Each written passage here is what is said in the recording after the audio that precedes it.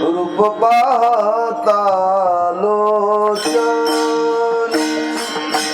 रूप पाहता लोचन, रूप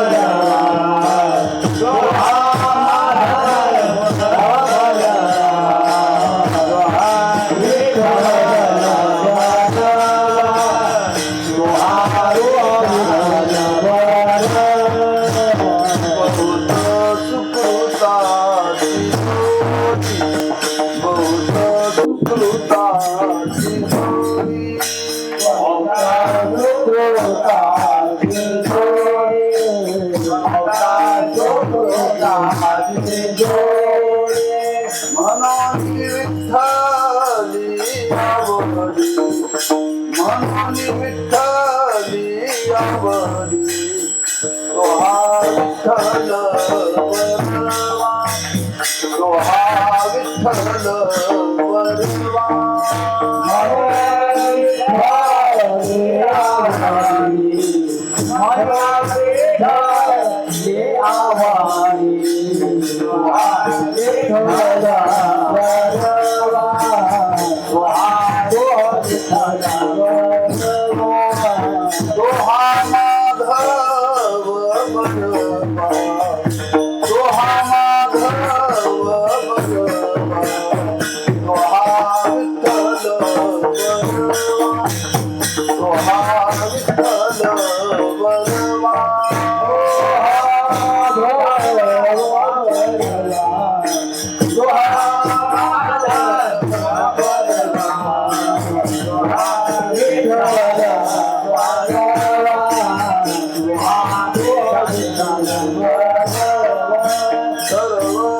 सुखाचे आगर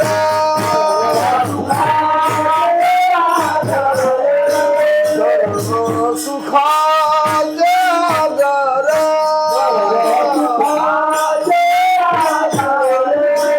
बापर कुमा देवीवर बापर कुमा देवीवर तो हा विठ्ठल बरवा तो हा विठ्ठल बरवा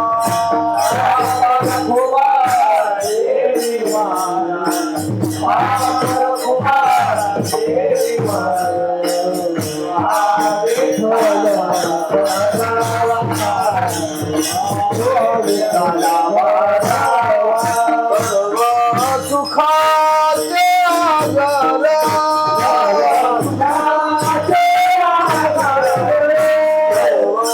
सुखाचे आगर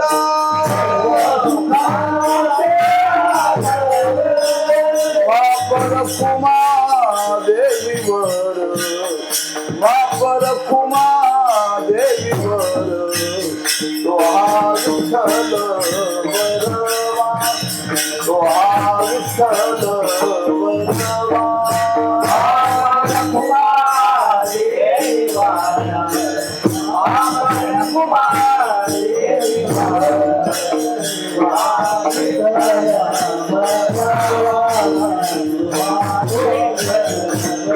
तो हा माधव बरवा तो हा माधव बरवा तो हा विठ्ठल बरवा तो हा विठ्ठल बरवा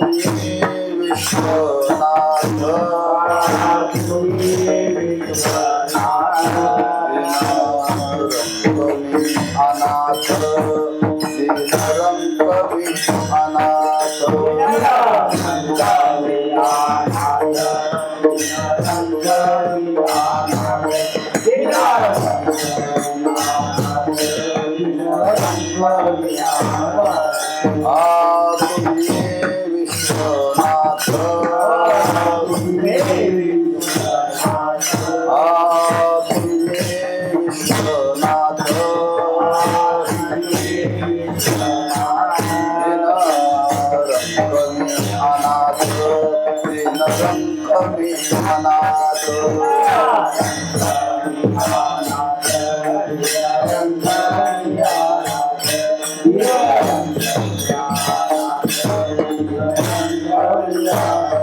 कृपा कराल ते थोडी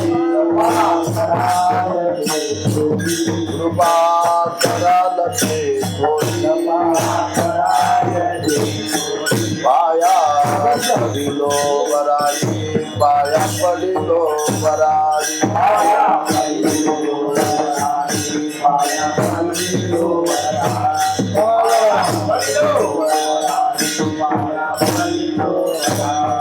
काय गुणे तुम्हापाशी काय गुणे तुम्हापाशी तो अल्पशी संतोषी मी तो अल्पशी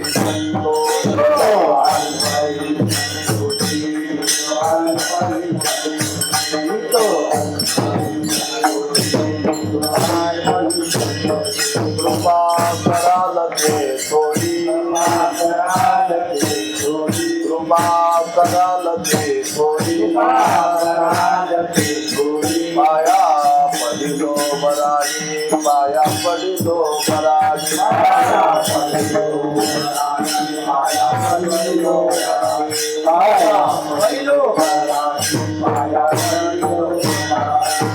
तुकामणी देवा तुकामणी देवा के पाठवा कानी भातुके पाठवा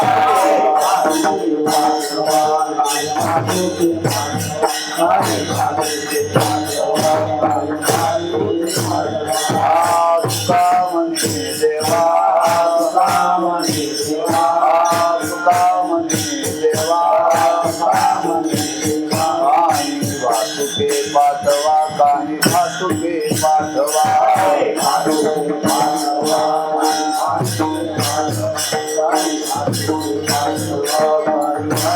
कृपा कराल ते थोडी कृपा कराल ते थोडी पाया पडिलो वराडी पाया पडिलो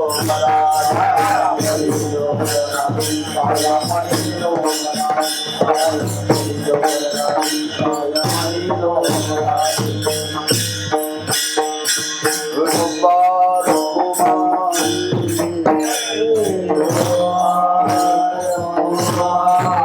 जय जय विठोबार कुमारी विठोबार कुमार जय जय विठोबार कुमारी जय जय विठोबार कुमारी विठोबार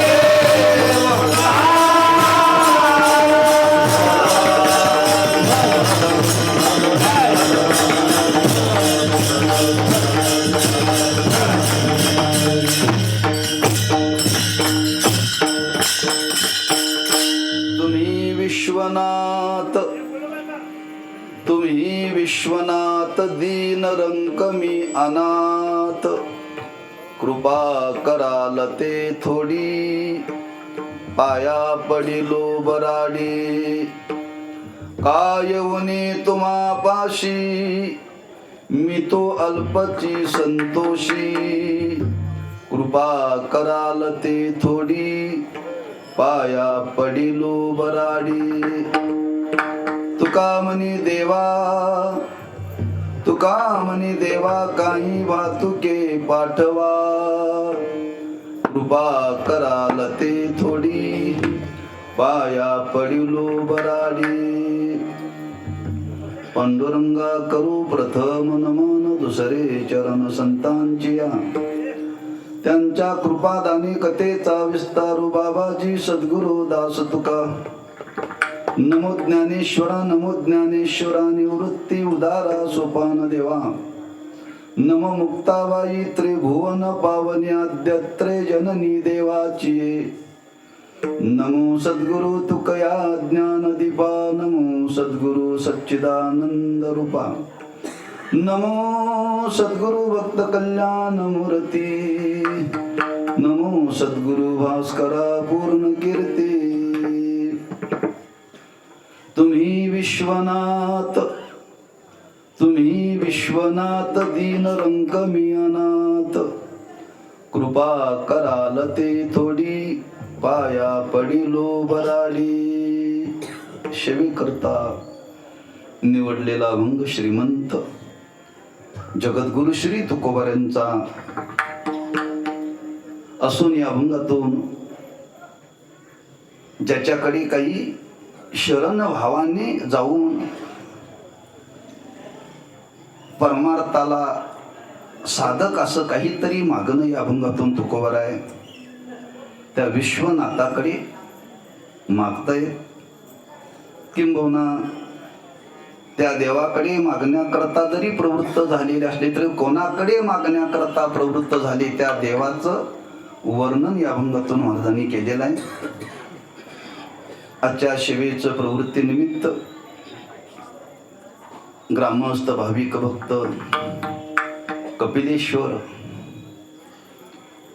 आणि या पंचकृषीतील असणाऱ्या सर्वांचं हे एक दैवत आहे कपिलनाथ. देवाचं नाव कपिलनाथ, पण गावाला कपिलेश्वर नाव का पडलं?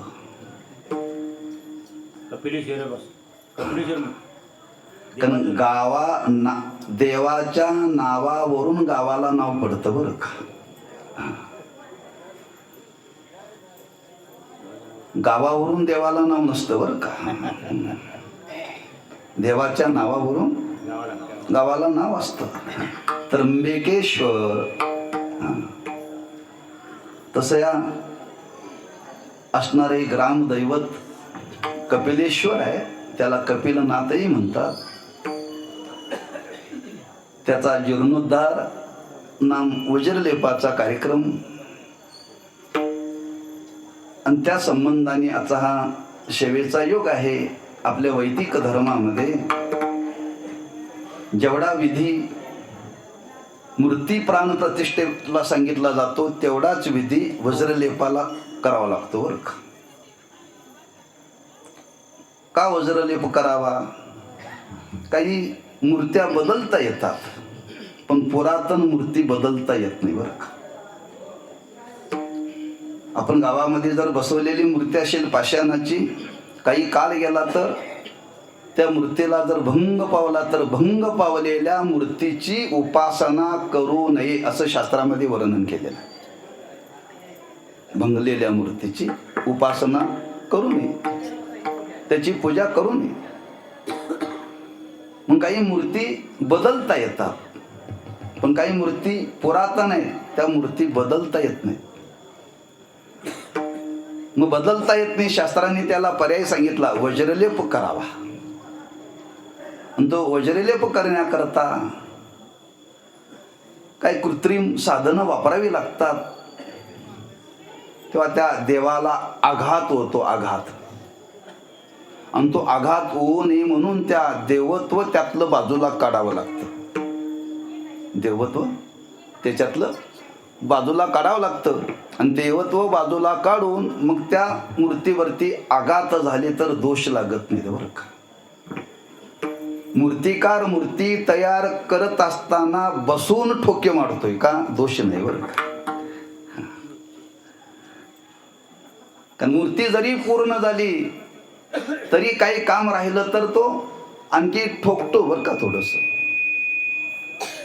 कारण अजून त्याच्यामध्ये देवत्व आलेलं नाही आहे. तसं ज्या मूर्तीमध्ये देवत्व आहे, पुरातन आहे, ती मूर्ती भंगलेली आहे, आणि भंगलेल्या अवस्थेमध्ये उपासना करू नये, दोष लागतो, शास्त्रांनी सांगितलेलं आहे. मग त्यावेळी त्या मूर्तीला वज्रलेप करावा असा शास्त्राचा सांगावा आहे. आणि त्या शास्त्राच्या सांगाव्याप्रमाणे, त्या शास्त्राच्या म्हणण्याप्रमाणे या पुरातन असलेल्या शिवलिंगाचं, कपिलेश्वर कपिलनाथाचं वज्रलेपाचा विधी पूर्णावलेला आहे. आणि तो पूर्ण झाल्यानंतर पुन्हा त्याच्यामध्ये ते देवत्व समर्पित करावं लागतं. आणि ते समर्पित करण्याकरता पुन्हा विधी करावा लागतो, काढण्याकरता विधी करावा लागतो, पुन्हा घालण्याकरता विधी करावा लागतो. हा विधीच फार आहे बरं का, विधीच फार आहे. आणि अलीकडे तो फार महागही झालाय बरं का. पण देवाचा जेवढा विधी आहे तेवढा तो विधी केलाच पाहिजे, केलाच पाहिजे. का? देवाकरता काही गोष्टी जीवनामध्ये कराव्या लागतात, लक्षात ठेवा. अशी ही पुरातन असणारी पाषाणाची शिवलिंग कपिलेश्वर कपिलनाथाच्या मूर्तीचा वज्रलेप पूर्णवलेला आहे. शेवटी ग्रामदैवत आहे, काहींचं कुलदैवत आहे आणि काहींचं उपास्य दैवत आहे. ग्रामदैवत असो, कुलदैवत असो, उपास्य दैवत असो, त्याची जोपासना ही प्रत्येकाने जीवनामध्ये केलीच पाहिजे बरं का. ग्रामदेवतेचं वर्णन करताना असं वर्णन केलेलं आहे, ती गावाचं रक्षण करते बरं का. गावावरती काही आघात आले, गावावरती काही संकट आले तर त्या गावाला वैदिक देवता जर असेल तर त्या गावावरचं संकट तर टळतं बरं का, टळतं. मग ती देवता कमीत कमी वैदिक असावी बरं का. हेंद्रे शेंद्रे चालत नाहीत, हेंद्रे शेंद्रे चालत नाही. काही हेंद्रे शेंद्र्या देवतालाच सांभाळावं लागतं, ते आपल्याला काय सांभाळणार. आपुल्या पोटाजी रडते मागते शिते अवदान. मग ती वैदिक देवता असावी. मग त्या देवतेची आपण जोपासना केली पाहिजे. ते ग्रामदैवत आहे, काहींचं कुलदैवत आहे आणि काहींचं उपास्य दैवत आहे.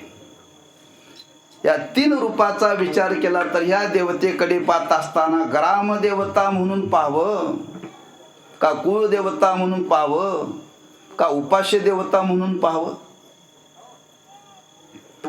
पण समाजामध्ये काही अज्ञान आहे. शास्त्रामध्ये असं वर्णन केले, एकच देवता असावी मनुष्याच्या जीवनामध्ये, एकच देवता असावी. हा, तीच कुलदेवता असावी आणि तीच उपास्य देवता असावी. पण असं घडत नाही. कुलदेवता वेगळी आणि उपास्य देवता वेगळी. कारण साधना करत असताना अनेक देव साधनेमध्ये असू नयेत असं वर्णन केले बरं का. एकच देवता असावी. म्हणून तर संतांना सांगावं लागलं, एकच देवता आहे. उगाच लोकांनी त्याचा भेद केलेला आहे.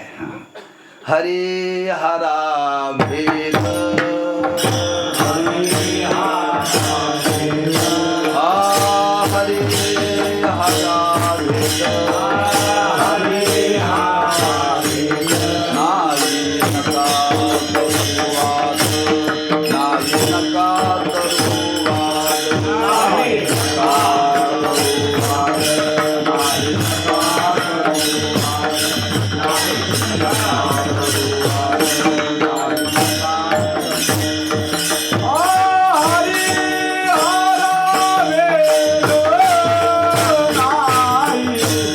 नका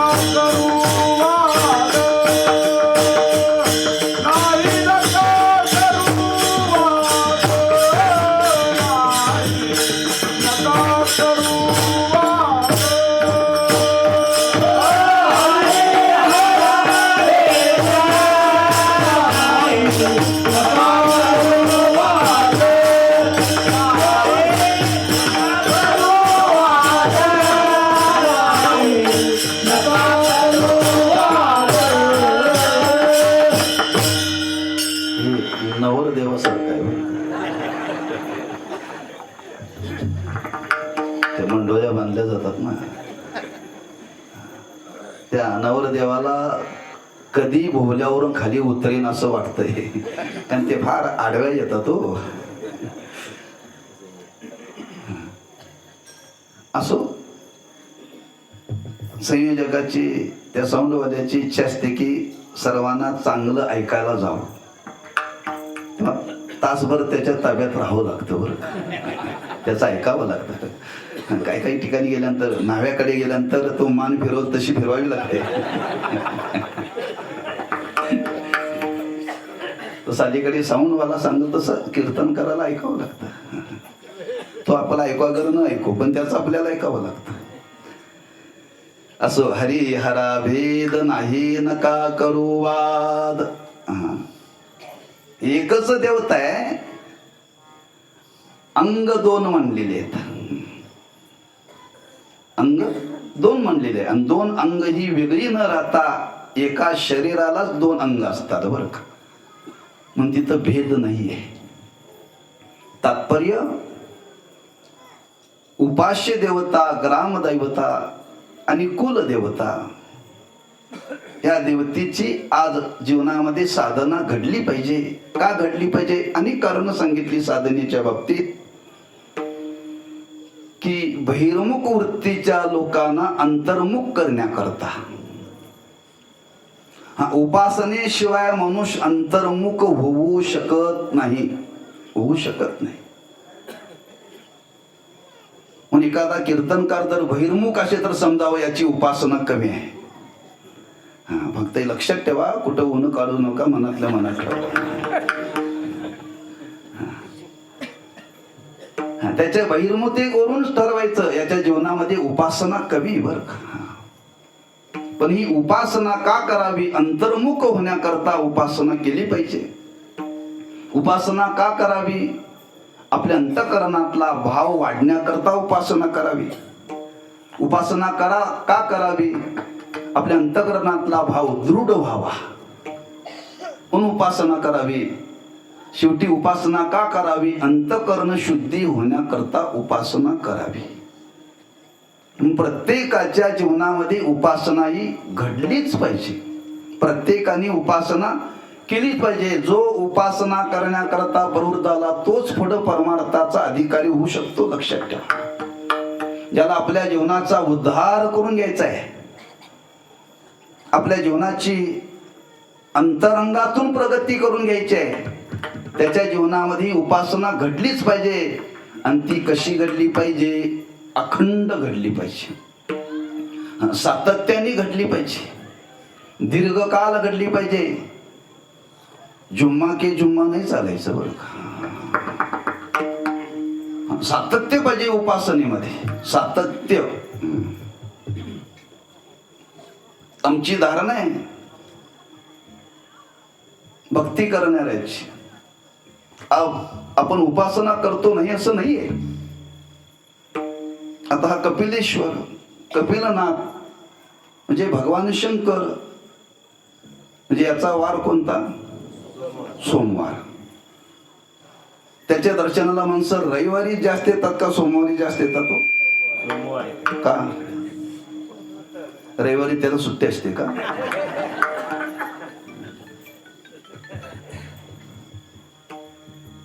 म्हणजे ह्या सोमवारी आपण त्याच्या दर्शनाला आलो की पुढच्या सोमवारी मध्ये मेलोच तर?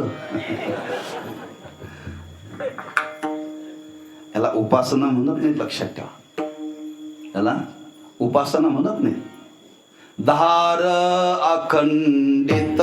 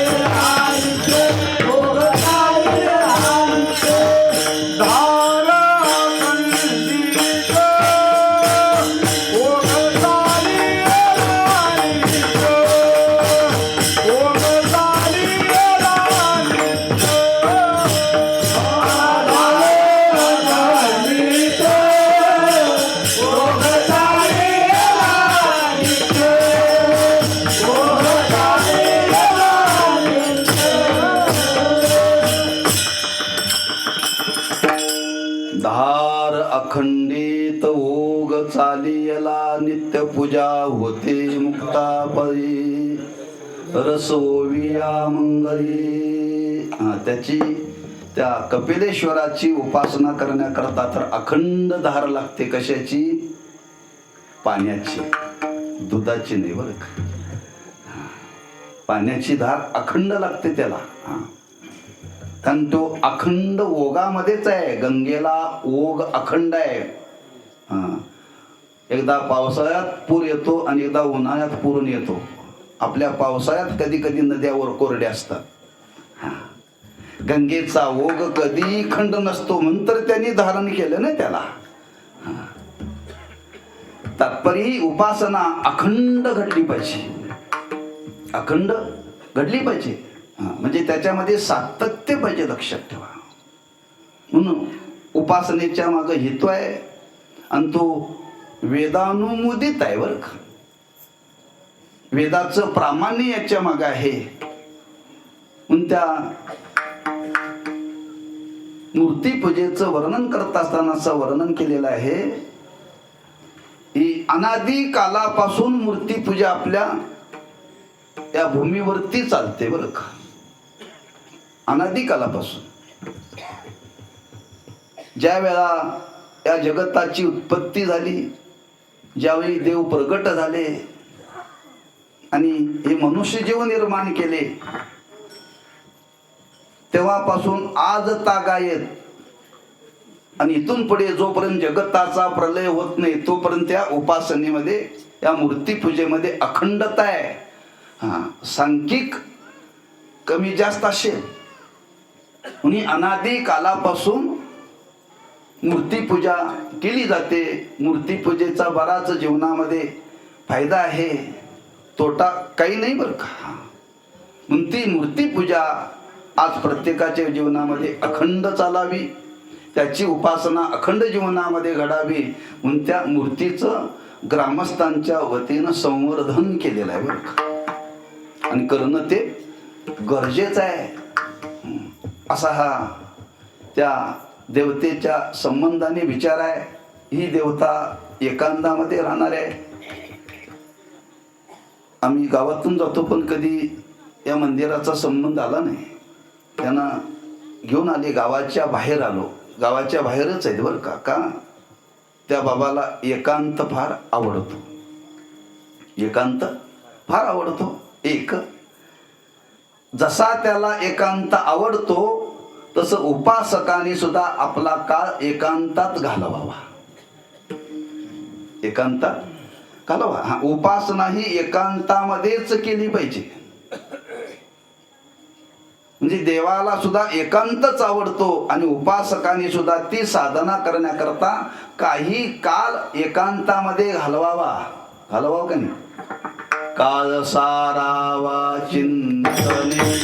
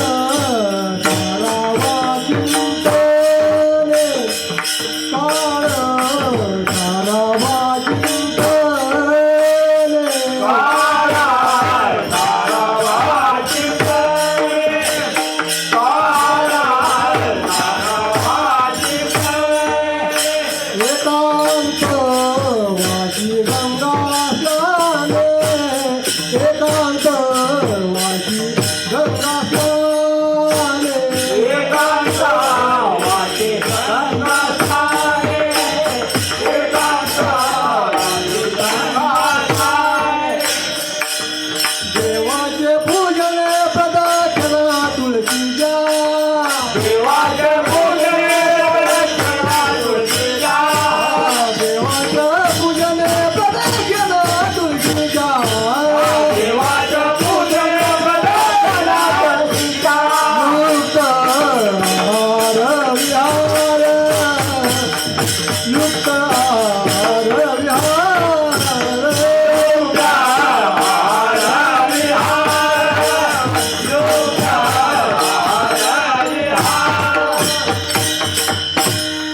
एकांतवासी गंगा स्नाने एकांत देवालाही प्रिय आहे आणि उपासना करणाऱ्या उपासकांनी सुद्धा काही काळ एकांतात घालवावा बरं का. असा साधनेचा संबंध आहे. म्हणून त्या भगवंताची आज तागायत या पंचकृषीतून ग्रामस्थांच्या वतीनं चालणारी ही कपिलनाथाची उपासना आणि त्या उपासनेतून आपल्या उपासनेला या आजच्या समारंभातून काही संजीवनी प्राप्त व्हावी बरं का. या उद्देशाने आजचा सोहळा संपूर्ण या ठिकाणी होत आहे. त्या संबंधाने काही चिंतन करावं म्हणून आज दर्शनाला गेल्यानंतर पाहिलं पुरातन मंदिर आहे, नाव कपिलनाथ आहे. म्हणून आपण विचार केला विश्वनाथचं वर्णन करायला का हरकत नाही. विचारात होतो कोणता अभंग घ्यावा, पण इथं आल्यानंतर विचाराचा संभ्रम गेला बरं का. संभ्रम गेला का. तत्संबंधी वर्णन करणे हे वक्त्याचं कर्तव्य आहे. तत्संबंधी प्रत्येकाच्या अंतःकरणामध्ये सद्भावना जाग्या करणं हे वक्त्याचं कर्तव्य. लक्षात ठेवा. ही जाणीव ठेवून काही चिंतन केलं पाहिजे. म्हणून विश्वनाथच आहेत, त्याचंच आपण वर्णन केलं पाहिजे आणि ते वर्णन करण्याकरता हा अभंग घ्यायला का हरकत नाही असा भाव इथं आल्यानंतर निर्माण झाला. इथं 2-3 अभंग घेऊन आलो होतो डोक्यात, कारण प्रतिष्ठापना नाही आहे. त्या देवतेचं वज्रालपन करून पुनर्जीवन म्हणतात ते आमच्या तुमच्या दृष्टीने बरं का. म्हणून देव बसले सिंहासनी हा काय योग्य वाटलं. दुसरा डोक्यात अभंग होता पाषाण देव पाषाण पायरी पूजा एकावरी पाय ठेवी. आई बरा वाटना म्हटलं तुम्ही विश्वनाथ हा थोडासा जुळण्यासारखा आहे म्हणून हा अभंग निवडला. इथं आल्यानंतर बघा तेव्हा जसं ते कपिलनाथ बुद्धी देतील तसा थोडासा विचार या अभंगाचा करण्याचा प्रयत्न करू. या अभंगाची जी निर्मिती झालेली आहे तुकोबारांच्या जीवनामध्ये त्याच्या मागं काही प्रसंग आहे बरं का. तुकोबारांनी जे वर्णन केलेलं आहे ते विश्वनाथाचं वर्णन केलेलं आहे. आणि जो विश्वनाथ काशीमध्ये वास करतो त्या विश्वनाथाचं हे केलेलं वर्णन आहे. काही वारकरी विश्वनाथाच्या दर्शनाला निघाले. तुकोबारांनी विचार केला आपल्याला वेळ नाही आहे. महाराजांनी फार काळ फिरण्यामध्ये घालवला नाही बरं का. कारण 42 वर्षामध्ये महाराजांनी सगळं कार्य केलेलं आहे. परमार्थही पूर्ण झाला आणि प्रपंचही पूर्ण झाला 42 वर्षामध्ये. आमच्या 42 वर्षामध्ये कशाला मिळ नाही. 42ची दुप्पट झाली. आणि त्या अल्पावधीमध्ये हे महाराजांना कार्य करायचं होतं. महाराजांनी विचार केला अधिक काळ जर आपण तीर्थयात्रेमध्ये जर घालवला तर आपल्या जीवनामध्ये तेवढा वेळ नाही आहे. म्हणून महाराजांनी विचार केला आपण त्या तीर्थयात्रेला न जाता त्या विश्वनाथाला आपण पत्र द्यावं. पत्र द्यावं म्हणजे वारकरी निघाले त्यांच्याकडे पत्र दिलं. एवढे विश्वनाथाला पत्र पोच करा असा या अभंगाच्या मागचा भाव आहे. लक्षात ठेवा. जर आपली सद्भावना जर अत्युच्च कोटीची असेल तर प्रत्यक्ष देवाजवळ जाण्याची गरज नाही. मी काय शब्द वापरायला लक्षात ठेवा. आपली जर भावना अत्युच्च कोटीची असेल तर आपल्याला इथून पाठवलेला भाव पाठवलेला निरोप देवापर्यंत पोचतो. आपला भाव डळमळीत आहे. आमचा देवापर्यंत जाऊपर्यंत टिकेल की याचाही भरोसा नाही आहे. पण महाराज जिथं जागेवरती होते आणि जे लोक जिथं गेले त्यांच्यापेक्षा भाव तुकोबारांचा फार मोठा होता, लक्षात ठेवा. म्हणून महाराजांनी विचार केला आपण त्या विश्वनाथाला पत्र पाठवावं. आणि त्या पत्र पाठवत असताना त्या पत्रामध्ये त्या विश्वनाथाला केलेली विनंती आहे बरं का, विनंती आहे. खरंच त्या भगवंताच्या संबंधाने महाराज वर्णन करतात, हा सामान्य नाहीये. किंबहुना ज्या वैदिक देवतेचं वर्णन करताना वर्णन केलेलं आहे ती देवता सामान्य नाहीये. त्या देवतेचं वर्णन करताना पहिल्यांदा शास्त्रामध्ये वर्णन केले ती व्यापक आहे, ती व्यापक आहे. नुसती व्यापक नाही, तिच्याजवळ कर्तुम अकर्तुम सामर्थ्य आहे. कर्तुम अकर्तुम सामर्थ्य.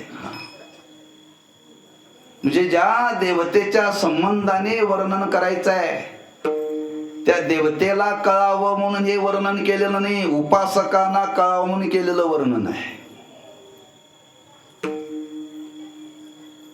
जी माणसं मोठे असतात त्यांना मोठं म्हणावं लागत नाही बरं का. जी माणसं मोठे असतात त्यांना मोठं म्हणावं लागत नाही, पण जी माणसं मोठे असतात त्यांच्याजवळ आपण लहान आहोत हे म्हणावं लागतं, लक्षात ठेवा. हे तुकोबारांनी याच्यातून जाता जाता दिग्दर्शन केले, लक्षात ठेवा. हा, मोठ्यांच्या जवळ जर आपल्याला जायचं असेल तर आपल्याला लहान व्हावं लागेल, आपल्याला लहान व्हावं लागेल.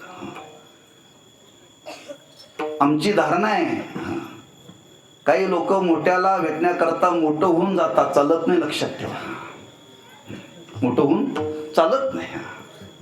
म्हणतो देव मोठा आहे, तुम्ही जाणला तरी मोठा आहे, नाही जाणला तरी तो मोठा आहे. तुम्ही वर्णन केलं तरी तो मोठा आहे, नाही केलं तरी तो मोठा आहे. पण त्याच्या मानाने आपण किती आहोत हे आपल्याला जाणीव व्हावी बरं का.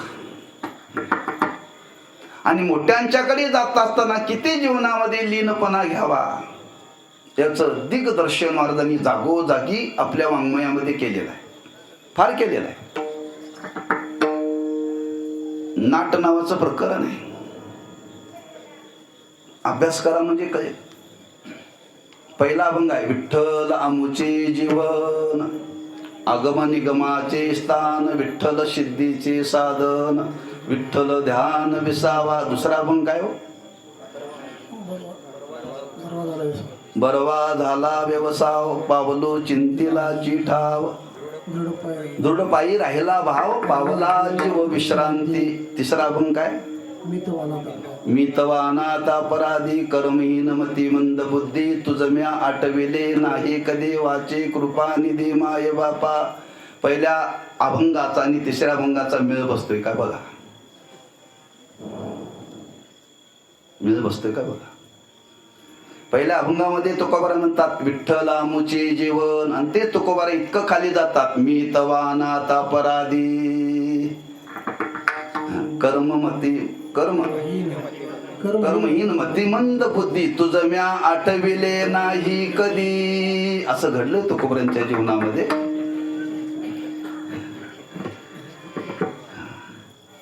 मी अनाथ आहे, अपराधी आहे, मतिमंद आहे. तुकोबारांनी लिहिलेली गाथा भल्या भल्या पंडितांना कळना, आणि तुकोबारा म्हणतात मी मंद आहे. म्हणजे किती लीनपणा तुकोबाराने आपल्या जीवनामध्ये घेतलेला आहे. इतका लीनपणा घेतलेला का, शास्त्रामध्ये असं वर्णन केले, अभिमान टाकून दीन भावाने देवाकडे शरण गेला तर देव लवकर प्रसन्न होतो. दोन कारण सांगितले. नारद भक्ती सूत्रामध्ये सूत्र आहे, पाहून घ्या, मला पाठ नाही, फक्त तुम्हाला समजण्याकरता सांगतो. आणि त्याच्यामध्ये दोन लक्षण आलेले आहेत.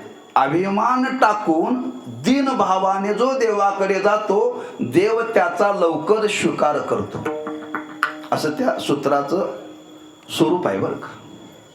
काढून बघा.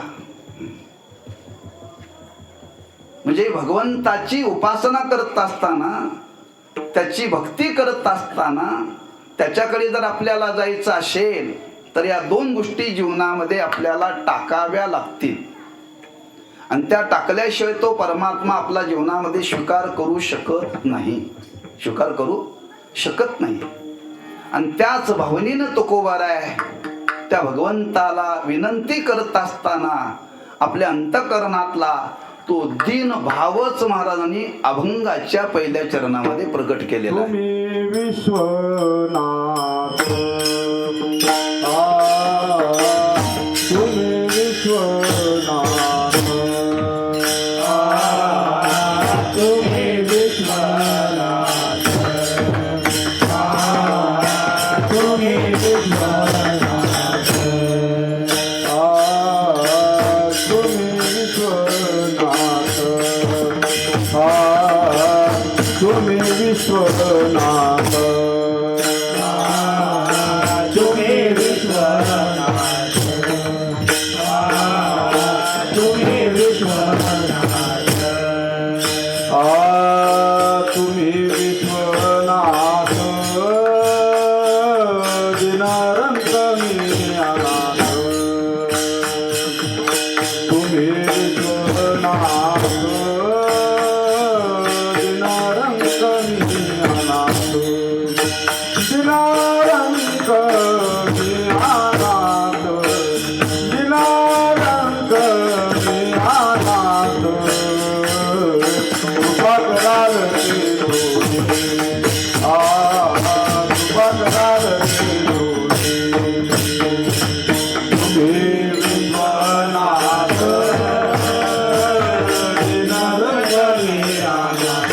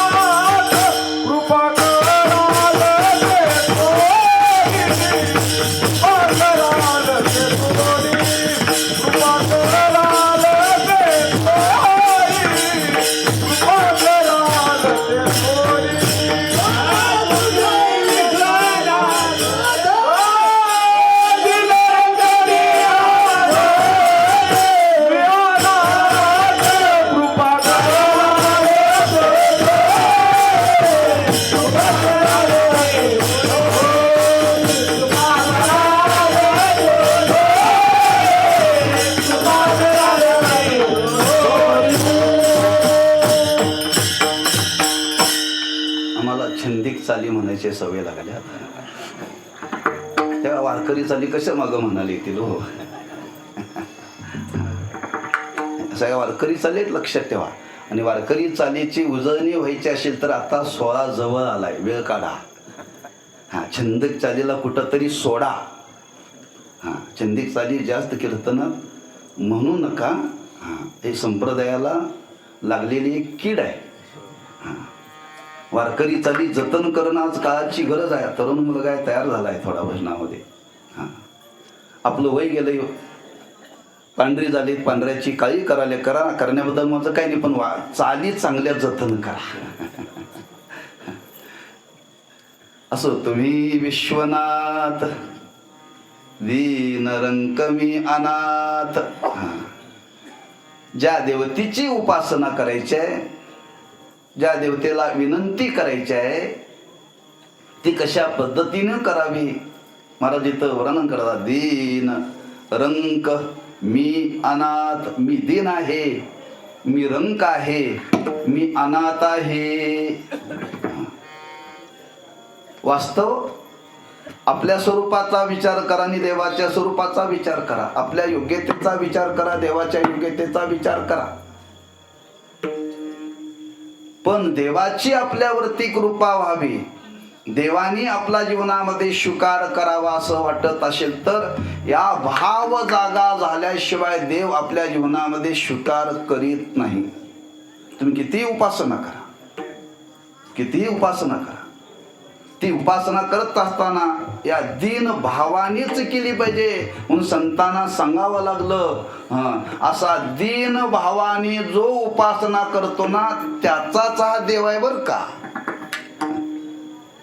अशा दीन भावनेनं जो देवाची उपासना करतो, शरण्य भावाने देवाची उपासना करतो, त्यांचाच हा देव आहे. देव सोयरा, देव सोयरा, देव सोयरा, देव सोयरा.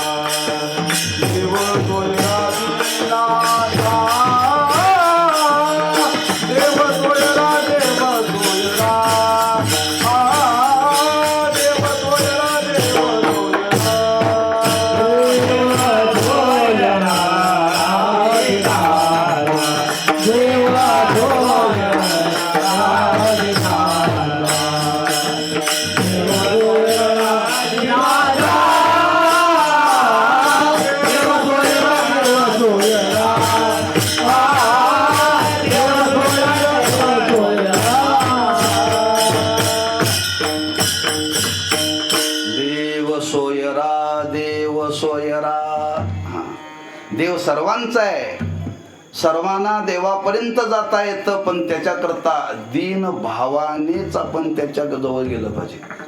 हा दीन भाव स्वीकारल्याशिवाय तो आपला अंगीकार करीत नाही.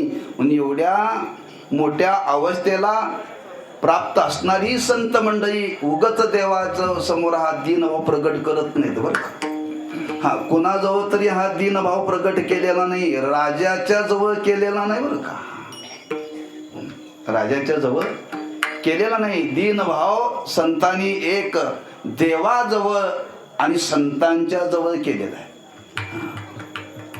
राजाला सांगितलं, काय सांगितलं? छत्रपती राजांना बोलताना तुकोबराय काय बोलले हो? गारगुटी शब्द त्याच्यामध्ये, त्या अभंगामध्ये आठवते का प्रमाण? हिरा देऊन गारगुटी घेता का, रत्न देऊन गारगुटी घेता का. तुकोबारांना जे उपदेश केलेले अभंग आहेत ना त्याच्यामध्ये पहा. नाही आठवलं तर पुन्हा आठवा. नाही जे उपदेश केलेले अभंग आहेत त्याच्यामध्ये असे तुका म्हणे मजा आठवा, घरी जाताना आठवलं तरी चालेल, मूळ लवकर पाठवा. तात्पर्य इथं भाव सांगायचा आहे. एक संतांच्या जवळ आणि देवाच्या जवळ हा दीन भाव प्रकट करावा. हे दोन्ही भाव आपल्याला पाहायला मिळतील बरं का. आणि त्या भावनेतून तुकोबरा इथं आपल्याला सांगतात, खरंच प्रत्येकाला जीवनामध्ये देवाची उपासना करायची आहे आणि ती केली पाहिजे. करायची आहे आणि ती केली पाहिजे. आणि ती करण्याकरता काय केलं पाहिजे, त्याच्याजवळ जाण्याकरता त्याला काही लागत नाही. फक्त त्याच्याविषयी आपल्या अंतःकरणामध्ये दीन भाव जागा झाला पाहिजे. दीन भाव जागा झाला की तो लवकर स्वीकार करतो. अभिमान टाकून त्याच्याकडे गेले की तो लवकर आपल्या जीवनामध्ये स्वीकार करतो. म्हणून इथं महाराजांनी इथं शब्दाची रचना केली. दीन रंक मी अनाथ राव आणि रंक. राव मोठा आणि रंक लहान. देवाच्या मनाने आपण रंकच आहोत बरं का. जरी आपल्याला गावामध्ये राजा म्हणत असले, राव म्हणत असले, तरी देवाच्या जवळ आपण रंकच म्हणून गेलं पाहिजे बरं का. रंक म्हणूनच गेलं पाहिजे. देवाजवळ जात असताना राव म्हणून जायचं नाही, कधी लक्षात ठेवा. राव म्हणून जायचं नाही आहे. त्याच्याजवळ जात असताना रंक या भावनेनं केलं पाहिजे. दीन रंक. आणि तिसरी भावना पाहिजे, खरंच देवा आम्ही अनाथ आहोत, म्हणजे तुझ्याशिवाय आम्हाला कोणीही नाही, अशी भावना पाहिजे. त्याला अनाथ म्हणतात बरं का. पण त्याच्यामध्ये वर एक आणि आत एक असता कामा नये बरं का. खरंच आपल्या जीवनामध्ये देवाकडेच असताना हा भाव प्रगट केला पाहिजे. देवा ह्या संपूर्ण विश्वामध्ये आम्ही अनाथ आहोत आणि तू नाथ आहेस. पण आमचं कसं असतंय, ब्रह्मलीन श्री गुरु साखरे महाराज सांगायचे, ते म्हणायचे माणसं देवाच्या जवळ गेली की देवा मला तुझ्याशिवाय कोणी नाही बरं का. आणि ती देवातून माणसं घराकडे आली की बायकोचं म्हणतात, हे बघ तुझ्याशिवाय मला कोणी नाही बरं का. जे देवाला सुद्धा संभ्रम निर्माण व्हावा की देवा त्यानंतर म्हणत होता देवा तुझ्याशिवाय मला कोणी नाही, आणि घरात गेल्यानंतर बायकोला म्हणतो तुझ्याशिवाय मला कोणी, नेमका कोणाचा. ह्याला अनाथ म्हणत नाहीत बरं का. ह्याला अनाथ म्हणत नाही. आपल्याला जीवनामध्ये कोणीही नाही, लक्षात ठेवा, कोणीही नाही, फक्त आपल्याला नाथ म्हणून देवच आहे. बाकी सगळे कोणी नाही. तुम्ही विचार पाहून घ्या, त्याचा विस्तार करत नाही. फक्त या जगतामध्ये सर्वांचा नाथ जर कोण असेल तर देवच आहे. आणि याच भावनेनं आपण देवाकडे गेलं पाहिजे. देवा आम्ही अनाथ आहोत आणि तू आमचा नाथ आहेस, तू आमचा मालक आहेस. म्हणून जागोजागी महाराजांनी वर्णन केले. श्री पंढरीच्या पतित पावना एक विज्ञापना पायापाशी, अनाथ जीवांचा तुकाज कैवारी, ऐशी चराचरी वृदावरी. नाथ आणि अनाथ या शब्दाचं वर्णन करणारा विश्वनाथाच्या संबंधाने एक अभंग आहे एकनाथ महाराजांचा, 3 चरणाचा. बघा शोधा, 3 चरणाचाच आहे. तिथं नाथ आणि अनाथ भगवान शंकराच्या समोर शांतीब्रह्म एकनाथ महाराजांनी हा विचार मांडलेला आहे. शोधा. नाथ म्हणजे देवाकडे जात असताना आपण कसं जावावं, एक दीन भावाने जावं, एक रंग भावाने जावावं आणि एक अनाथ भावाने जावं. आणि अशा भावनेने जाऊन त्या देवाला सांगावं आपण कोण आहात, आपण विश्वाचे नाथ आहात, आपण विश्वाचे नाथ आहात. म्हणजे काय, सत्ताधीश आहात. आणि ती सत्ता सांगत असताना नाम मात्र सत्ता नव्हे बरं का. काहींच्या जीवनामध्ये नाम मात्र सत्ता असते. आज आपल्या जीवनामध्ये खरी सत्ता नाही, नाम मात्र सत्ता आहे. घर तुमचं तुमच्या नावावर आहे ना, नक्की उद्या उतारा काढलं तर तुमचं नाव निघतं का वडिलांचं? तुमचं. मग ग्रामपंचायत फाळा का घेते? ग्रामपंचायत फाळा जर आपलं घर आहे म्हटल्यानंतर ग्रामपंचायतीने फाळा घ्यायला पाहिजे का? नाही घ्यायला पाहिजे. ज्या अर्थी ग्रामपंचायत फाळा घेते त्या अर्थी घर आपलं नाही बरं का. घर आपलं हा. म्हणजे आमचा जिथं जिथं उतार्याला नाव आहे ती नाम मात्र सत्ता आहे, खरी सत्ता नव्हे. खरी सत्ता नव्हे. हा, खरी सत्ता त्याचीच आहे. खरी सत्ता त्याचीच आहे. त्याच्या सत्तेशिवाय या विश्वाला कोणीही मालक नाहीये. मालक नाहीये. आम्ही गेल्यानंतर आपलं नाव सुद्धा राहत नाही. नाव सुद्धा राहत नाही. वडील गेल्यानंतर माणसानं वडिलाचं नाव उतारून खाली कमी करतात का नाही? कमी करतात. पण या जगतामध्ये तो अखंड वास आहे त्याचा. आपण त्याच्या जवळ पोचो अगर न पोचो, तो आपल्याला दिसो अगर न दिसो, माना अगर न माना, पण त्याची सत्ता मात्र अखंड आहे. त्याच्या सत्तेला नाकारता येत नाही.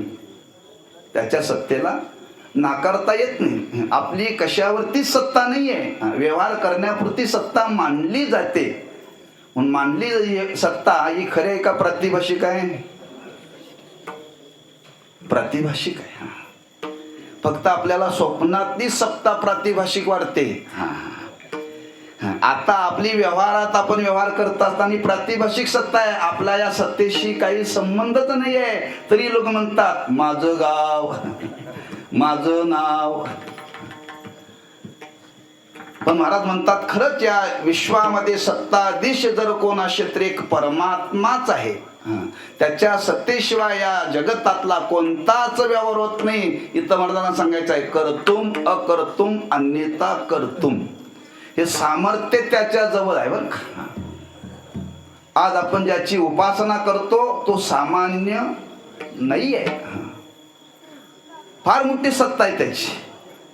त्यांनी ठरवलं, काय ठरवलं? पाऊस पाडायचा नाही. त्यांनी ठरवलं वारा कोणाला द्यायचा नाही. त्यांनी ठरवलं अन्न पिकू द्यायचं नाही. पण एवढा तो निर्दय नाही बरं का. एवढा तो निर्दय नाही, लक्षात ठेवा.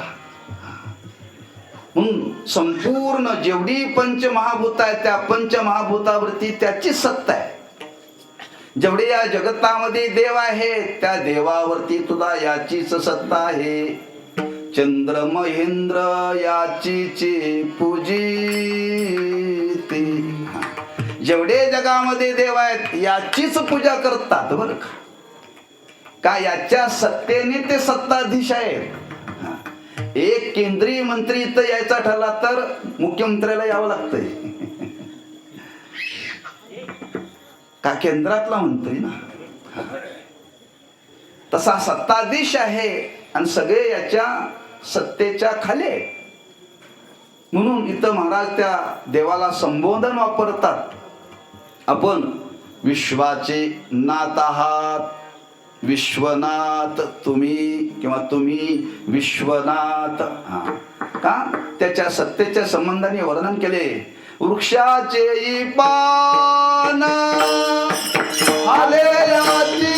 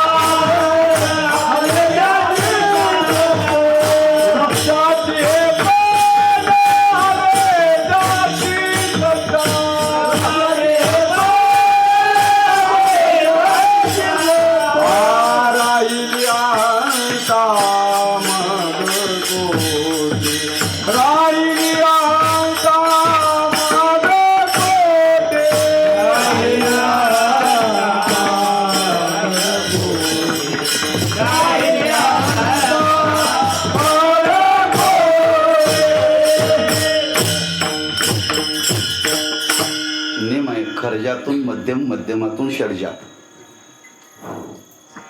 हा क्रम माहीत असेल तर आपल्याला म्हणता येईल बरं का. हां, खर्जातून मध्यम, मध्यमधून षडजात गेलं पाहिजे, षडजातून मध्यमध्ये आलं पाहिजे, मध्यमातून खर्जात आलं पाहिजे. आमचं सगळं षडजातच असतंय.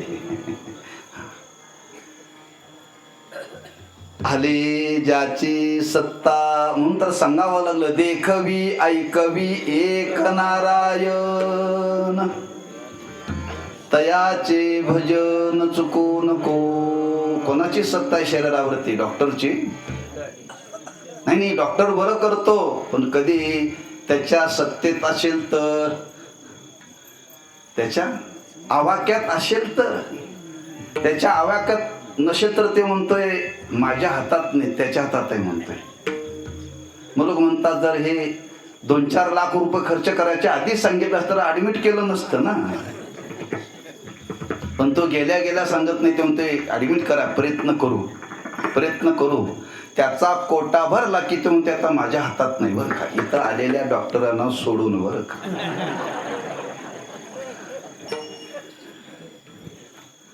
सांगण्याचा भाव, त्याची सत्ता आहे. त्याच्या जर मनात आलं ना, तो काही करू शकतो. लक्षात ठेवा. करशील तरी नोहे काही, राईचा डोंगर पर्वत राई, आपुले करोनीची साई, करीव आई मजवरी. राई म्हणजे मोहरी. मोहरीचा पर्वत करतो आणि पर्वताची मोहरी करतो. असं सामर्थ्याची सत्ता त्याची आहे. म्हणतो संपूर्ण या विश्वाचा चालक आहे, मालक आहे, याची जाणीव आम्हा तुम्हाला करून देतात. आणि अशा देवतेकडे जात असताना महाराजांनी आपल्या अंतःकरणातला भाव प्रगट केला आणि प्रगट करून अशा देवतेच्या संबंधाने सांगतात, खरंच आपण विश्वनाथ आहात देवा, आम्ही दीन आहोत, रंक आहोत, अनाथ आहोत. फक्त विनंती एवढीच आहे, आपली योग्यता पाहिली तर आपण कृपेचे सागर आहात. तुका म्हणे हा तो कृपेचा सागर, नामासाठी पार. आपण कृपेचे सागर असल्यामुळं आम्हाला फार तुमच्याकडून अपेक्षा नाही आहे. मग काय करा, एवढी आघात तुमच्याकडे कृपा आहे, त्यातली थोडीशी आमच्यावरती करा. हे महाराज अभंगाच्या 2ऱ्या चरणामध्ये सांगतो.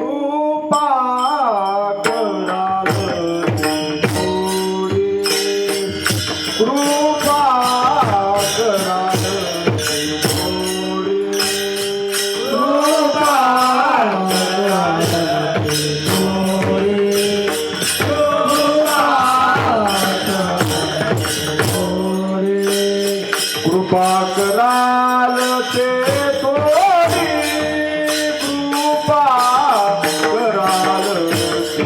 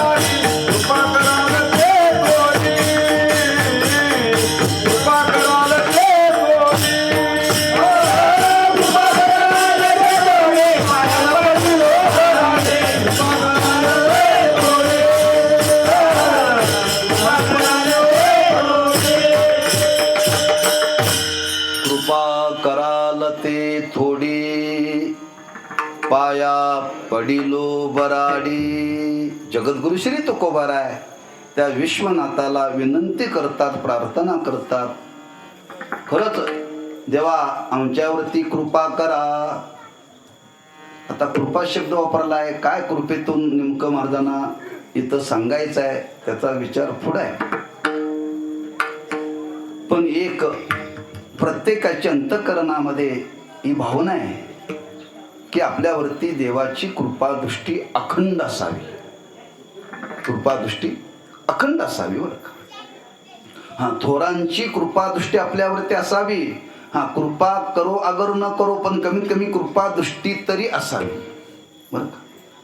लोक म्हणतात महाराज आमच्यावरती कृपादृष्टी असावी. कृपादृष्टी असावी. हा, का मोठ्याची फक्त जरी दृष्टी पडली तरी आपलं भागतंय बरं का. कारण त्याच्या दृष्टीमध्ये पाहणंच वेगळं आहे, कारण तो देव आहे. एक गोष्ट लक्षात ठेवा, देव कोणाचाही वैरी नाही. देव कोणाला कमी समजत नाही, लक्षात ठेवा. त्याला सगळे सारखेच आहेत, त्याला सगळे सारखेच आहेत. आम्हीच हे मनामध्ये धारण केलेलं आहे, आम्हीच हे मनामध्ये धारण केलेलं आहे. पण अहो तो सर्वांचा अनाथ असताना कोणाला वैरत्व ठेवेल का? नाही. उलट वैरत्व भावाने गेले त्यांचा लवकर उद्धार केला. जे वैरत्व भावाने गेले त्यांचा उद्धार लवकर केला. ज्यावेळी प्रल्हादाकरता देव प्रगट झाले आणि प्रगट झाल्यानंतर हिरण्यकश्यपूचा वध केला. प्रल्हादाला जवळ घेतलं आणि जवळ घेतल्यानंतर विचारलं, प्रल्हादा काय इच्छा आहे? म्हणजे देवा काही इच्छा नाही, फक्त बापाचा उद्धार करा म्हणले. देव म्हटले केला. देव म्हटलं नाही, त्याने मला फार ताप दिलाय, फार जगाला ताप दिलाय. देवानी त्या शब्दाचा उच्चार सुद्धा केला नाही बरं का. वैरी होता, तो वैरी मानत होता. हिरण्यकश्यपू देवाला वैरी मानत होता, पण देवाने त्याला वैरी मानलेलं नाहीये बरं का. पण तो नियंत आहे हो, तो कोणाचाच वैरी नाहीये. म्हणून आज देवाची उपासना करत असताना प्रत्येकाच्या अंतःकरणामध्ये अपेक्षा आहे आपल्यावरती देवाची कृपा व्हावी. आता कृपा व्हावी म्हणजे नेमकं काय व्हावं? कृपा कशाला म्हणतात ते तर महाराजांनी शब्द वापरलाय, कृपा कराल ते थोडी. हा, कृपा पोट भरण्याकरता कृपेची गरज आहे का उद्धाराकरता कृपेची गरज आहे? हा, उद्धाराकरता कृपेची गरज आहे, पोट भरण्याकरता कृपेची गरज नाही. लक्षात ठेवा, उद्धार होण्याकरता कृपेची गरज आहे. कारण पोट भरण्याकरता देवाकडे कृपा करा म्हणण्याची गरज नाही. का नाही हो? का नाही? प्रारब्धेची भरे पोट, प्रारब्धेची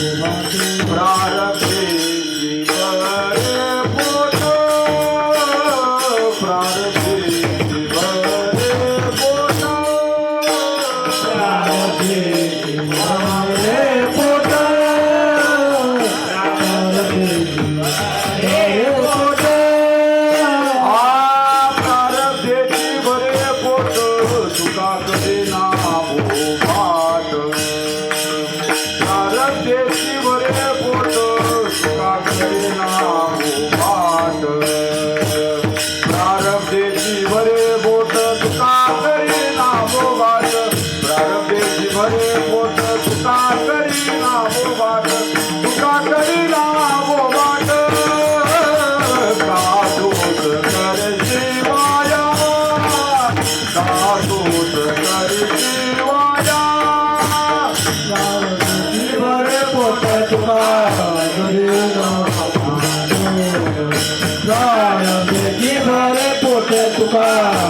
करेना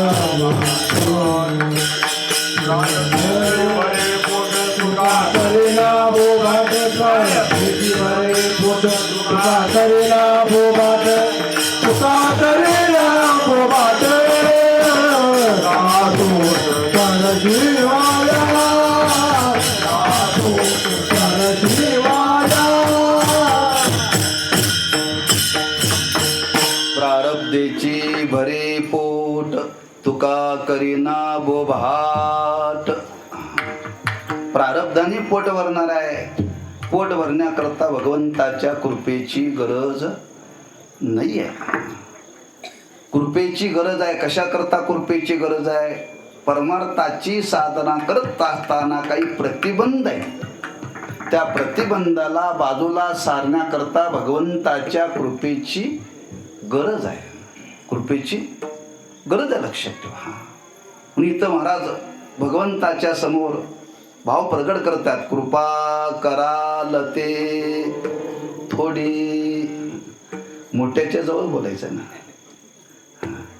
मोठ्याच्या जवळ गेल्यानंतर बोलताना असंच बोलायचं. तुम्ही श्रीमंताकडे गेला ना, काय नाही म्हणले, गावात पारायणाचं आयोजन केलेलं आहे, हां, तेव्हा पुन्हा फुलाची पाकळी काहीतरी द्या म्हणायचं. अमुक द्या म्हणायचं नाही बरं कधी. अमुक कधी द्या ना द्या म्हणायचं नाही. काय श्रीमंताकडे गेल्यानंतर पुन्हा फुलाची पाकळी काहीतरी द्या म्हणायचं. ती मोठे, हां, त्यांची पुन्हा फुल पाकळी म्हणजे फार मोठं असतं, लक्षात ठेवा. तसं देवाकडे जात असताना म्हणजे आपल्याला प्रमाण दिलं. हा तो कृपेचा सागर. जागोजागी त्याचे वर्णन केले. धन्य तुझ कृपा सिंधू म्हणती, आपुला तू बोल साच करशी. हा, कृपेचा तो सिंधू नाम सागर आहे. त्याच्याकडे काहीही कमी नाही आहे. पण उपासकाने त्याच्याकडे आपल्या अंतकरणातला भाव प्रकट करत असताना उपासकाने नेहमी याच भावनेनं देवाकडे आपला भाव प्रकट करावा. कृपा कराल ते थोडी, पाया पडिलो बराडी. हा, मी बराडी म्हणून तुमच्याकडे आलेलो आहे. सेवक म्हणून मी तुमच्याकडे आलेलो आहे. तेव्हा तुमच्या पायाच्या ठिकाणी मी नतमस्तक आहे.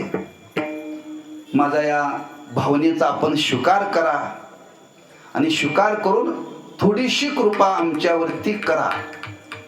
कारण उपासना करत असताना जी उपासकाच्या अंतकरणामध्ये भावना असावी, ती काय भावना असावी त्याचा विचार महाराजांनी पुढे केलेला आहे. आणि त्या संबंधाने इथं तुकोबाराय म्हणतात, मी तो अल्पचे संतोषी. बरं का, कारण तुमच्याकडे मी दीन भावाने आलेला आहे, शरण्य भावाने आलेला आहे. नतमस्तक मी तुमच्या जीवनाच्या ठिकाणी झालेला. मला काही फार अपेक्षा तुमच्याकडून नाही आहे. कारण प्रपंचाच्या संबंधाने केलेली अपेक्षा कधीही कमी राहत नाही, ती वाढत राहते. आणि प्रपंचाच्या संबंधाने कधी अपेक्षा देवाजवळ करू नये. केलेली अपेक्षा कधीही वाढत नाही. का? हा, प्रारब्धात नसेल तर तो देत नाही. प्रारब्धात नसेल तर तो देत नाही, लक्षात ठेवा. प्रपंचाच्या बाबतीत बरं का. पण परमार्थाच्या बाबतीत तुमच्या जर प्रारब्धात नसेल, पण तुमचा शरण्य भाव जर त्याने पाहिला, तर त्या शरण भावाला जाणून तो मात्र नक्की आपल्यावरती कृपा करेल. म्हणून याच भावनेनं त्याची आपण उपासना करावी. काय उनी तुम्हा पाशी, मी तो अल्पची संतोषी. कृपा कराल ते थोडी, पाया पडिलो बराडी. मग काय हवाय तुका म्हणे देवा काही, भातुके पाटवा. कृपा कराल ते थोडी, पाया पडिलो बराडी. विठोबा रखुमाई,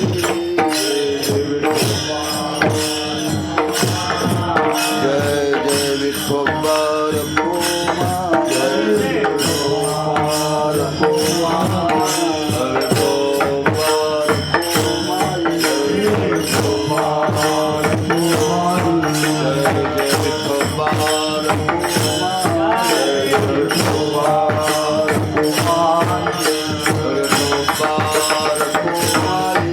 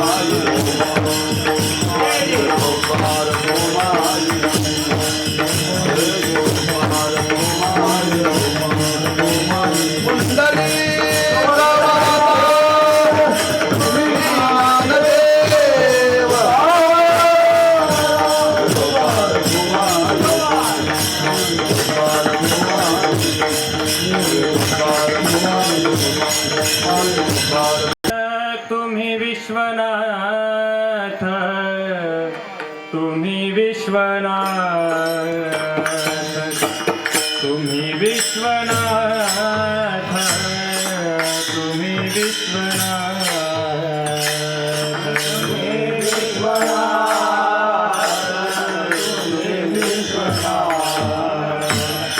तुम्ही विश्वनाथ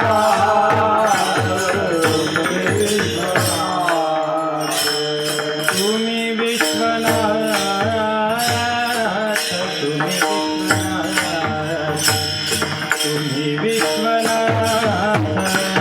तुम्ही विश्वनाथ तुम्ही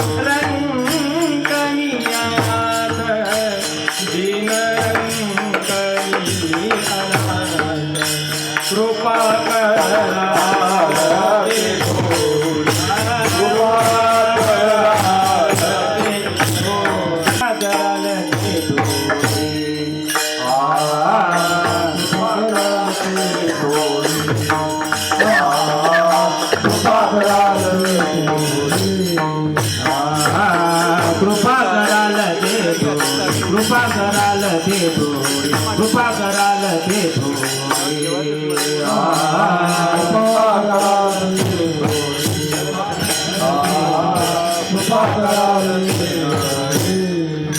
पाया पडेलो बरारी पाया पडेलो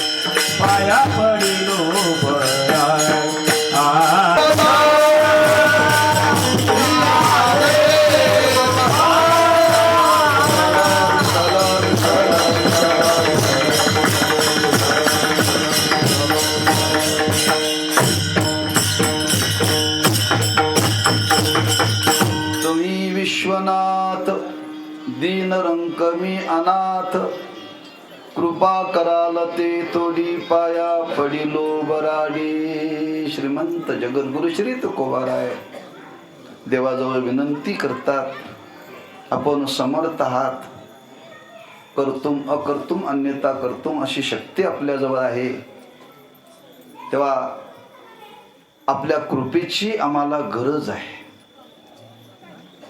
जगण्याकरताही कृपेची गरज आहे आणि उद्धाराकरता सुद्धा कृपेची गरज आहे. जगणं म्हणजे देवाने काहीतरी द्यावं मग आपण जगावं ही कृपा नव्हे. जेवढं आपल्याला प्राप्त झालं त्या प्राप्त झालेल्या परिस्थितीमध्ये समाधानाने जगण्याकरता देवाने कृपा करावी. बरं का? आपल्याला जेवढं प्राप्त झाले त्यात आपलं समाधान नाहीये. प्राप्त परिस्थितीमध्ये समाधानाने जगण्याकरता देवाच्या कृपेची गरज आहे. देवाच्या कृपेची गरज आहे, लक्षात ठेवा. म्हणून इथं महाराज त्या भगवंताकडे विनंती करतात, आमच्यावरती कृपा करा. त्या उपासकाची अंतकरणाची धारणा असावी. कशी असावी? अल्पसंतोषी असावं माणसाने. बरं का? अल्पसंतोषी असावं. अल्पसंतोषी माणसं कधी जगू शकतील? कधी जगू शकतील? अवघड आहे, लक्षात ठेवा. प्रत्येक क्षेत्रामध्ये जा, कोणीही अल्पसंतोषी नाही. तुम्ही त्याचा सर्वे करा म्हणजे तुम्हाला कळेल. त्याचा उलगडा मी करत नाही, उलगडा करत नाही. प्रत्येक क्षेत्रामध्ये, राजकारणात जा, प्रपंचात जा, परमार्थात जा, कुठेही जा, अल्पसंतोषी माणसं नाहीत. बरं का? तुम्हाला तर फार याचा अनुभव आहे सत्ता करणाऱ्या लोकांना तरी. पण प्रापंचिक जीवन जगत असताना आपल्याला जेवढं मिळालं तेवढ्यामध्ये माणसाने समाधानाने राहावं. आणि समाधानाने राहण्याकरता कमीत कमी आपल्यावरती काहीतरी त्या संस्काराची गरज आहे. त्याच्याकरता भक्ताचं जीवन वर्णन केले. संतुष्ट सतत योगी यतात्मा दृढ निश्चया. जेवढं मिळालं त्याच्यामध्ये समाधानाने जगणारा जर कोण असेल तर भक्त आहे. बरं का? भक्त आहे, लक्षात ठेवा. त्याला फार अपेक्षा नाही आहे आणि अपेक्षा माणसाने फार करू नये. अपेक्षा सगळ्याच आपल्या जीवनामध्ये पूर्ण होतात अशा समजू नका. जेवढे मिळालं त्या समाधान माना. म्हणून इथं देवाजवळ आपल्या अंतःकरणातला भाव प्रकट करता. देवा आपण सामान्य नाही, तेव्हा आपल्याला माझी विनंती आहे, का येऊनी तुम्हा पाशी मी तो अल्पची संतोषी. तुमच्याजवळ काही कमी नाही, लक्षात ठेवा. आपण संपन्न आहात, पण फक्त अल्प मागणं आपल्याकडे मला करायचं आहे. फारसं आपल्याकडे मला काय मागायचं नाही. किंबहुना मागण्याकरता ही साधनाच नाही, लक्षात ठेवा. जी भगवंताची उपासना करायची आहे, जी भक्ती करायची आहे, ती देवाकडे मागण्याकरता करायची नाही. बरं का? ठेवा, लक्षात ठेवा. याच्याकरता करायचे आहे त्या परिस्थितीमध्ये आनंदाने कसं जगता येईल. संतांना हे प्रगट करावं लागलं समाजाच्या समोर. ठेविले अनंते तैसेचे राहावे, चित्ती असो द्यावे समाधान. म्हणून काही शास्त्रकारांनी वर्णन केले. जे मिळालं त्याच्यामध्ये समाधान मानावं. कशात? धनामध्ये समाधान मानावं. धनामध्ये समाधान मानावं, अन्नामध्ये समाधान मानावं आणि बायको मिळण्यामध्ये समाधान मानावं. अलीकडे कोणाला मिळतच नाहीत. जशी मिळेल त्या समाधान माना. कोणी द्यायला तयार नाही. मिळाल्यानंतर समाधान बिघडू देऊ नका. बरं का? बायको जवळ म्हणून खरंच आणखी तुझ्यापेक्षा मला चांगली मिळाली असते असं कधीही म्हणत जाऊ नका. बरं का? कधीच बोलू नका. पण काही गोष्टी समाधान मानावं लागतं. इथं महाराजांनी फार सुंदर भाव प्रगड्या. मी तो अल्पची संतोषी. काय महाराजांच्या जीवनामध्ये होतो? 18 विषय दारिद्र्य होतं तरी महाराज म्हणतात मी तो अल्पचे संतोषे. म्हणजे देवाजवळ जात असताना, देवाजवळ आपल्या अंतःकरणातल्या भावना प्रकट करत असताना या भावनेनंच देवाकडे जावं लागतं, तर देव आपला स्वीकार करतो. लक्षात ठेवा, खादार वृत्तीनं देवाकडे गेला की देव प्रसन्न होत नाही. लक्षात ठेवा, आम्ही हाव घेऊन जातो जास्त. हवेखोर देवाला चालत नाही, हवेखोर देवाला चालत नाही. लक्षात ठेवा, या भावनेनं आपण त्या देवाकडे गेलं पाहिजे. मग तुकोबारा एवढ्या भावनेनं देवाकडे आपला भाव प्रकट करतात. काय नेमकं तुकोबारानं देवाच्या समोर प्रकट करायचं आहे? काय मिळवायचं आहे? काय काहीच मिळवायचं नाही आहे, मिळवायचं काहीच नाही. मिळालेलं जीवन पूर्णत्वाला कसं जाईल हाच हेतू आहे बरं का. आपल्याला मिळालेला मनुष्य जन्म आहे हा पूर्णत्वाला गेला पाहिजे. आणि हा पूर्णत्वाला जाण्याकरता कशाची गरज आहे? भगवंताची अखंड उपासना जीवनामध्ये घडली पाहिजे. आणि ती उपासना परिपक्व होण्याकरता एका गोष्टीची गरज आहे, प्रेमाची. कशाची गरज आहे? प्रेमाची. हा, जेवढं देवाविषयी प्रेम तुमचं अधिक निर्माण होईल तेवढी उपासना दृढ होईल. हा, उपासना दृढ होईल. आणि ती उपासना दृढ होण्याकरता देवा फक्त आम्हाला तुझ्याकडून एकच अपेक्षा आहे. आणि ती जर का अपेक्षा असेल तर प्रेमाची मज भीक काही देवा, मज भीक काही देवा.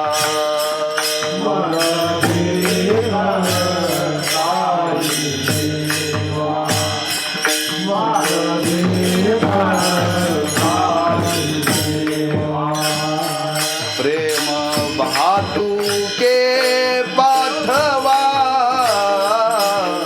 प्रेम भातुके पाठवा. मज भीक काही देवा, मज भीक काही देवा.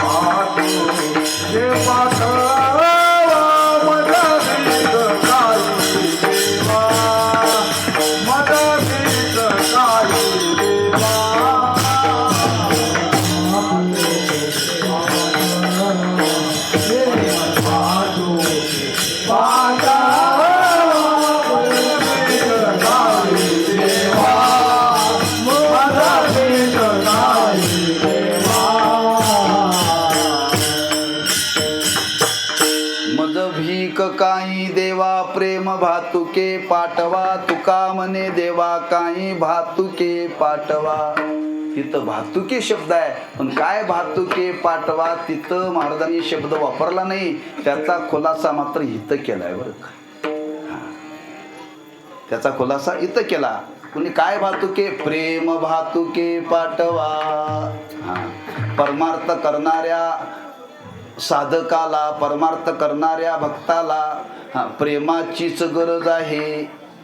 आणि ती प्रेमाची म्हणजे ते प्रेम देवाशिवाय कुठेही मिळू शकत नाही. म्हणून परमार्थाचा आनंद भोगायचा असेल तर काय पाहिजे? प्रेम पाहिजे. मग ते प्रेम कोणत्या दुकानात मिळतं, कुठल्या गावात मिळतं, कुठल्या राज्यात मिळतं, फक्त ते देवाजवळच मिळतं बरं का. आपली उपासना दृढ झाली पाहिजे. आणि एकदा उपासना दृढ झाली ना, आपल्या जीवनामध्ये काही संकटे हो, काही आपल्या जीवनावरती परिणाम होत नाही. कोरोना नाही, कोरोनासारखा याच्यापेक्षा भयानक जरी रोग आला तरीही आपल्या जीवनावरती काही परिणाम होत नाही. तेवढं प्रेम देवाविषयी आपल्या अंतःकरणामध्ये पाहिजे. तेवढं प्रेम, आणि ते प्रेमच या उपासनेतून आपल्याला मिळवायचं आहे बरं का. उगाच त्याची उपासना करायची नाहीये. म्हणून इथं तुकोबाराय म्हणतात, त्या देवाला विनंती करतात. तुका म्हणे देवा काही भातुके पाठवा, कृपा कराल ते थोडी, पाया पडिलो बराडी ज्ञानेश्वर माऊली, ज्ञानराज माऊली तुकाराम, कमी अनाथ कृपा कराल ते थोडी, पाया पडिलो बराडी, काय उणे तुम्हापाशी मी तो अल्पचे संतोषी. तुका म्हणे देवा काही भातुके पाठवा, कृपा कराल ते थोडी, पाया पडिलो बराडी. वेळीची मर्यादा मनी मानशी घेऊन काहीसा भाव अभंगाच्या माध्यमातून माझ्या मतीप्रमाणे प्रकट करण्याचा प्रयत्न केलेला आहे. आज या कपिलनाथाच्या जीर्णोद्धाराच्या संबंधाने आपण हा आज सोहळा संपन्न केला. अतिशय उत्साहाने केला बरं का. मला फोन केला म्हणजे महाराज असा असा कार्यक्रम करायचा आहे, कसं करावं, काय करावं. म्हणून टाकरी सांगा. मला वाटतं एवढे लोक येतील असं मला वाटलं नाही. मला वाटलं येतील 100-200 लोक लागतील कार्यक्रमाला. इकडे 10-12 टाळकरी, इकडे 10-12 टाळकरी. पण यांनी या मंडळांनी चांगलं मनावरती घेतलं. सगळ्यांना त्यांनी परिसरातल्या पंचक्रोशीतल्या सर्व वारकऱ्यांना आमंत्रित केलं. अतिशय उत्साहाने हे केलेलं कार्य आहे. या कार्याची समाजाला गरज आहे. देवस्थानी केलेले फार चांगलं कार्य आहे. पण या देवत्वाची जागृती, उपासनेची दृढता जीवनामध्ये व्हावी असं वाटत असेल तर याला सातत्य ठेवलं पाहिजे.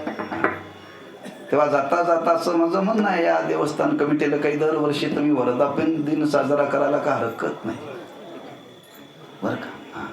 आम्ही अल्पसंतोषी आहोत बरं का. तेव्हा या निमित्ताने आज त्या देवाविषयी भावना वाढावी. लक्षात ठेवा, दुसरा हेतू काही नाही आहे. हे कुठंतरी ऐकायला नाही, कुठंतरी वाचायला मिळत नाही. जे वाचून कळत नाही ते काही गोष्टी ऐकून कळतात बरं का. म्हणून सर्वांनातून बरेच फायदे होतात. तेव्हा त्या देवत्वाविषयी आपल्या अंतःकरणामध्ये उपासना जागृत राहावी, ते उपासना वाढावी, दृढ व्हावी, याच्याकरता अशा सोयांची गरज आहे. तेव्हा हा कार्य आपण मनावरती घेऊन अतिशय चांगलं केलेलं आहे. शेवटी सिद्धीला नेणारा तोच आहे. आपण निमित्त आहोत. सत्य संकल्पाचा दाता नारायण, सर्व करी पूर्ण मनोरथ, त्याच्या कृपेने ही कार्य सिद्धीला गेलेलं. असंच कार्य अधिक या देवस्थान कमिटी आणि ग्रामस्थांच्या वतीनं हो, आणि सर्वांची इच्छा त्या भगवंताने पूर्ण करो. आणि ती इच्छा जर कोणती असेल तर देवाविषयी प्रेम वाढावं. देवाविषयी प्रेम वाढलं की जीवनामध्ये काहीही कमी पडत नाही. हीच अपेक्षा आपण देवाकडे करावी. देवा तुझ्याविषयी आमच्या अंतःकरणामध्ये प्रेम वृद्धी व्हावी, अशी आमच्यावरती कृपा कर, अशी त्या भगवंताच्या चरणी प्रार्थना करून शिवेला पूर्णविराम देऊ. पायाच्या प्रसादे काही बोलेलो विनोदे.